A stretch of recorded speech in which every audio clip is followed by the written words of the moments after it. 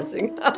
Hey, Lenore, I have this dance stuck in my head. So yes, I have to stop dancing. We have to focus here. What's that called? An earworm when the It song is- just keeps going. We're talking about the new Taylor Swift album. It is an earworm, and it just makes me smile. We need things in this life that make us smile, right? Absolutely. Absolutely.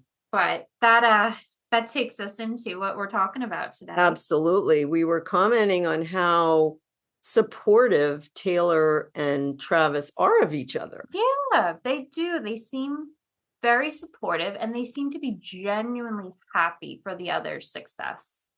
Right. I don't know if you saw the clip from the New Heights podcast, which is Jason and Travis's podcast together, and they have video. Mm-hmm. And Jason was trying to egg Travis on to talk about the song Wood. Yes. And Travis said, it's a very good song. I don't know what you're talking about. And he didn't take the bait. He was very protective of Taylor. I saw that. I actually sent you that TikTok. That was so good. He's very protective. Like, I don't know what you mean, Jason. I love it. And in comparison, I saw Taylor Swift on one of the late night shows, and they were talking about why she's not doing the Super Bowl halftime, because a lot of people predicted she might do it this year. Right. And again, she said, the person I love is playing in this game. There's going to be no way I can focus on him and preparing a set list because I'm worried and I'm invested in him because it's a physical sport. Yeah. And again, I think that's a really beautiful example of letting Travis have his moment to shine. Absolutely.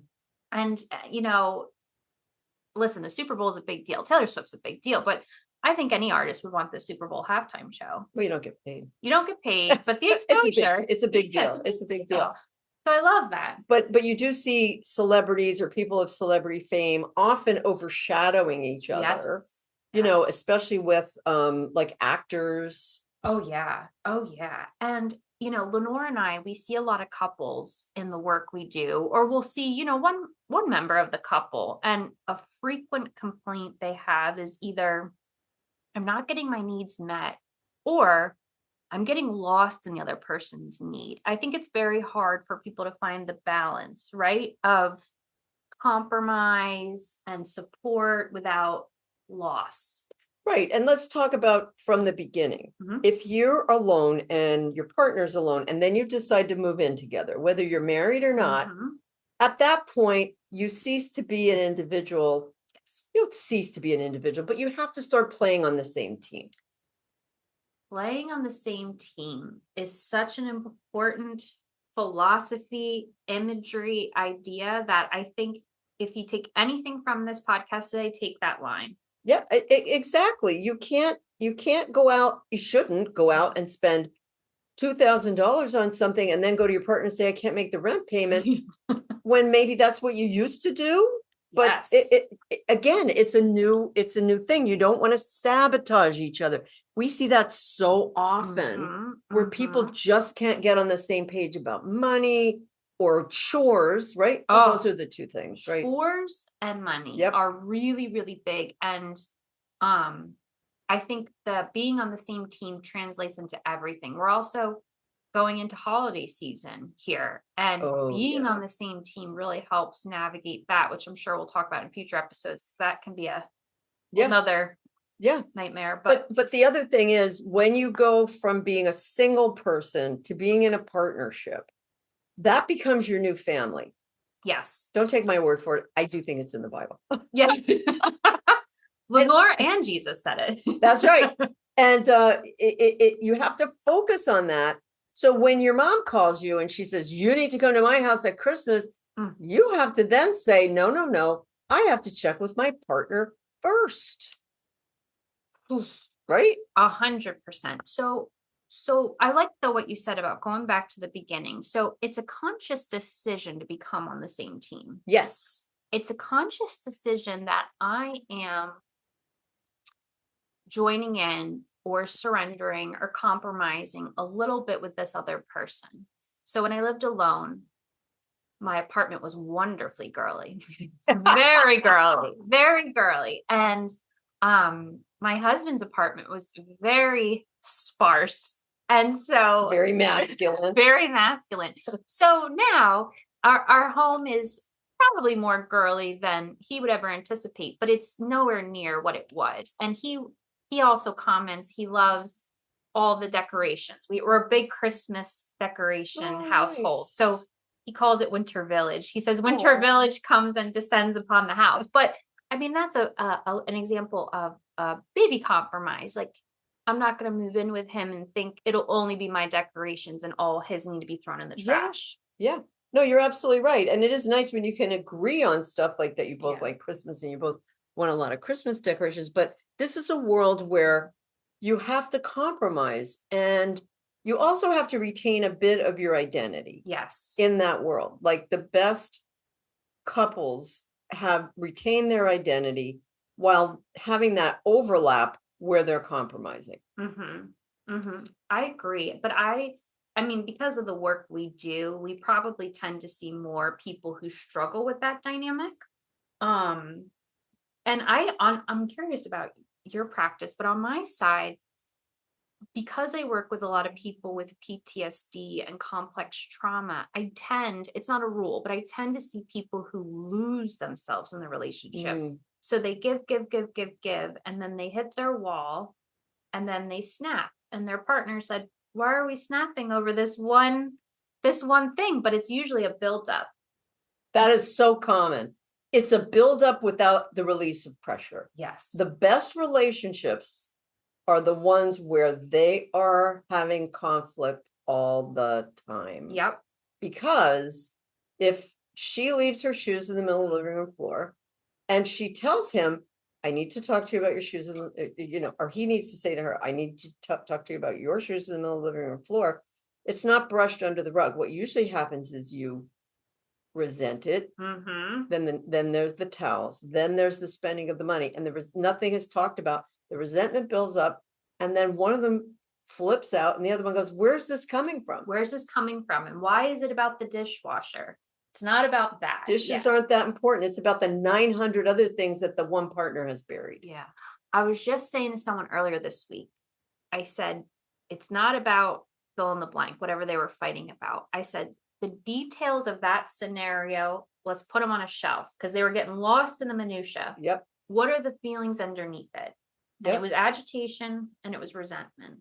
Well, let's talk about those. Let's talk about the agitation and resentment, right? So what you have to do is communicate more regularly, right? And I love what Lenore said about healthy couples fight. I think that we have been brought up in a society that fighting is bad. No, healthy conflict, respectful conflict is good. Wait a minute, Melissa. You mean life isn't like the rom-com? Come on. They lied to us. They lied to us. Come on. But I like respectful arguing, right? So, and again, I certainly do not have it all figured out over here by any means, but something I really like that my husband and I did when we first got together, we set an expectation that we don't curse at one another. That's nice. There's cursing. I mean, we're humans. There's cursing sometimes, but there's a difference between cursing and cursing at one another. And both of us had that expectation because we didn't feel like we'd be able to get over it, right? Yeah. Like, I'm a sensitive soul, so I would remember if he cursed at me and vice versa. So that knowing the boundary from the beginning helped us fight a little bit more respectfully. And it's not perfect by any means, but that's something I know is a line in the sand. Should be a line in the sand. No name calling. No name calling. No name calling, and trying to see where the other person's coming at. And that goes back to what Lenore was saying about being on the team. So, Lenore, you're married. I'm sure there's nights where you might go home and, have an idea for the night. But if your partner had a rough day and he's not available to watch the show with you or eat dinner with you or do whatever the task is, I'm sure there's times where you have to kind of switch gears, right? Absolutely. All the time. You switch gears all the time. You ask yourself, is this the hill I want to die on? Right? Okay, this isn't that important.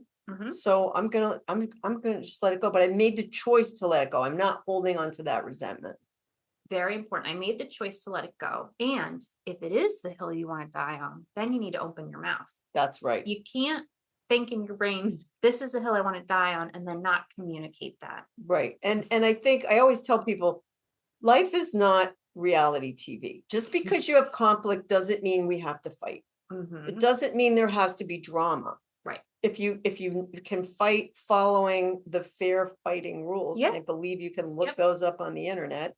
They're great. They're, talk about the thing at hand. Don't use always and never. If you're getting too exercised or activated, you separate, calm yourselves down in a reasonable amount of time, come back and talk. Use I statements. Use I statements. But the most important piece is don't talk unless you have you ask for an appointment. You can't talk while I had a couple in here last week, swear to God, she was talking when she was vacuuming.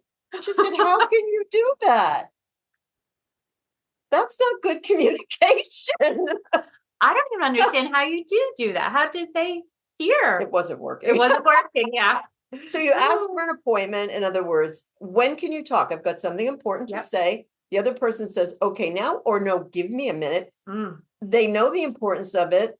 You're not doing it while you're vacuuming or on a different floor or in the moment. Right. You give it the attention that it deserves and you sit down and talk, right? Oh, yeah, it's so true. And I mean, part of what Lenore and I do for work, we have a lot of like documentation that comes with it. And sometimes I'll be typing away and my husband will be rattling off a thought and I'll have to say, hey, I need a second to finish my thought here because I do want to pay attention to him. And I can't pay attention to him with my brain style when I'm writing a clinical note. But I really like that idea of conflict doesn't have to be a fight. And I think people tend to put it together. They do. They think it has to be a fight and then they get scared of it. Then they avoid it. And then they build up resentment, right? But the main part is like getting back to that team thing. You're on the same team. Yeah. If it benefits the both of you, why wouldn't you do it? Right? Like I had a couple who their finances were separate. They were married, but their finances were separate. So he got an extra part-time job, which normally would benefit the whole family. But because she didn't see it as benefiting the whole family, she resented him for it and just said, why aren't you doing your share of the chores? When the guy's working a job and a half, she's working one job. Normally on a team, the other partner would pick up the slack because it was more money for the family. Oh yeah, that is an interesting conundrum.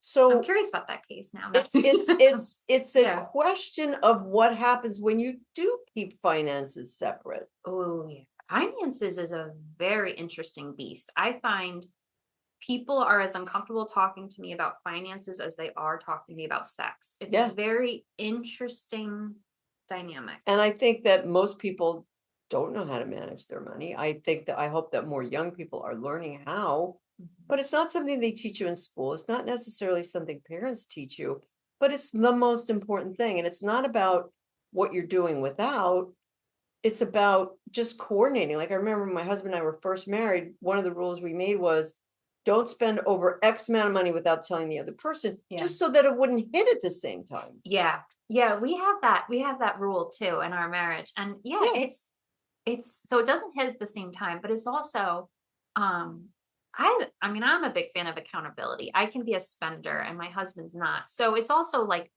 we have also like, don't spend over X amount until we run it by one another. And again, it's not a permission thing. It's a respect thing. So I'm not going out and spending 1,000. He's not going out and spending 1,000, but that also helps hold me accountable. Yeah. Because it's like, do I really need that higher ticket item? Right. And if a couple, you have a goal to go on a vacation, then you're smashing the goal of that you made as a couple. Yes. So, I mean, money, you have to get on the same page about money. So I was telling Lenore, I saw a really beautiful example of this idea earlier in the week with my one couple. So my one couple, they were working through some conflict in session, and partner number one is pretty stoic and they don't like physical touch. They really don't like physical touch in front of anyone else, including me. They're couples therapist. And partner number two is a very physical touch person. So when they're crying or, talking really passionately in session, they want to be, hand held or hand on the knee or hand on the back. And so when they don't have it, they feel, does my partner even care? So it's something they have expressed numerous times in session. So we were talking about this idea the other day of how do we compromise to the greater need in the family, because it shifts, and partner number one, my stoic one, he reaches over and very uncomfortably taps his wife on the back, and we had a beautiful moment of saying, look, that was kind of compromising to her need. You were putting her need above your uncomfortability in this moment. Yeah.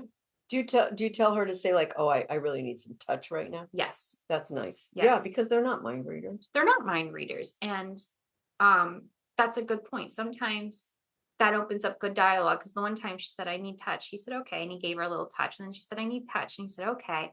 And she said it a third time. And he very comically said, not in front of Melissa. But that kind of like diffused some of the uncomfortability. Yeah. So again, that communication, that's not a fight then. That's communication. That's communication. That's communication. And it could have been a conflict if they didn't have that back and forth. It could have been. He could have, but if he used his I statements, he would have said, I don't feel comfortable touching him in front of Melissa. Yep.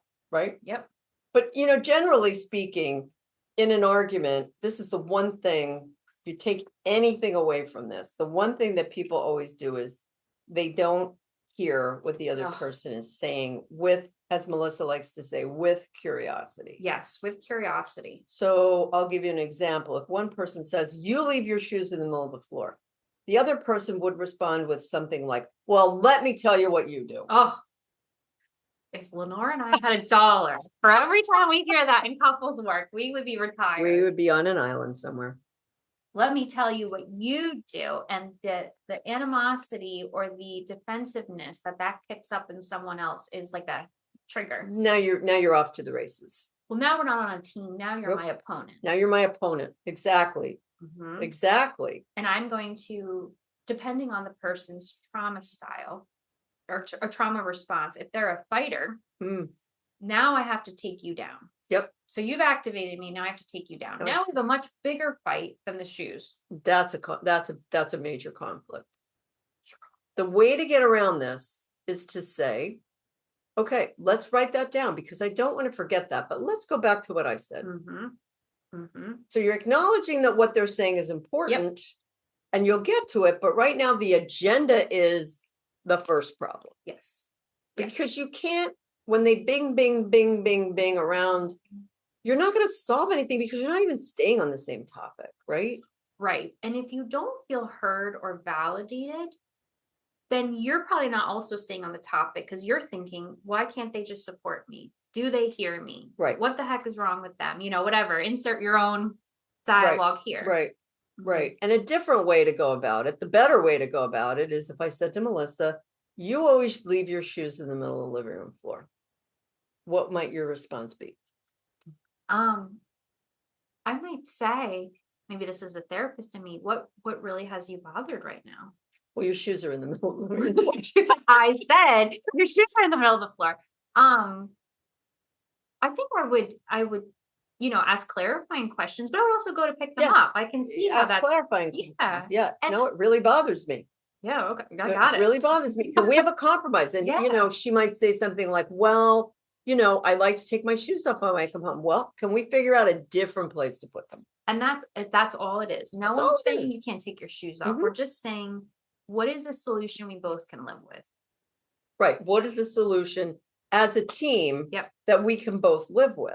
Yeah. And I think people are just so quick to blame the other person. Oh my gosh, yeah. Get defensive, get their back up, right? Totally.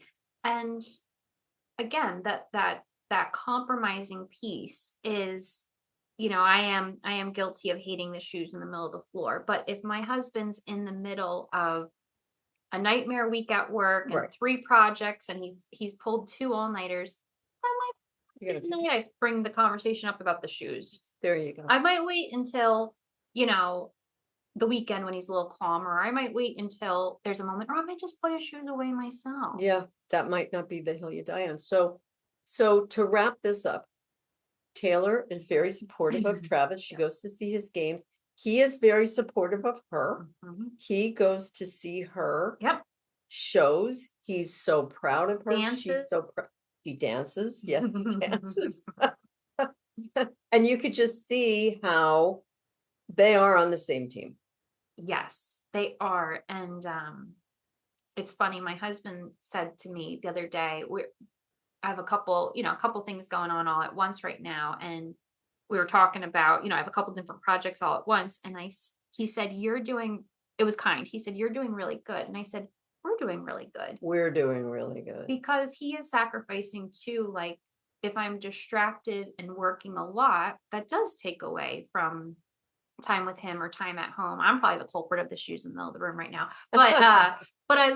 But that came out organically because I do feel like we're a team. Like, if something slacks, it's because I'm working for this greater project, which will benefit the both which of will you. benefit the Yeah, family. absolutely. So, well, it's been fun, and we can certainly have more topics related to this. All right. Thanks, Lenore. What do you always tell me, Lenore? Work together as a team. Everything will be all right. That is true too. Work together as a team and everything will be all right. Everything will be all right.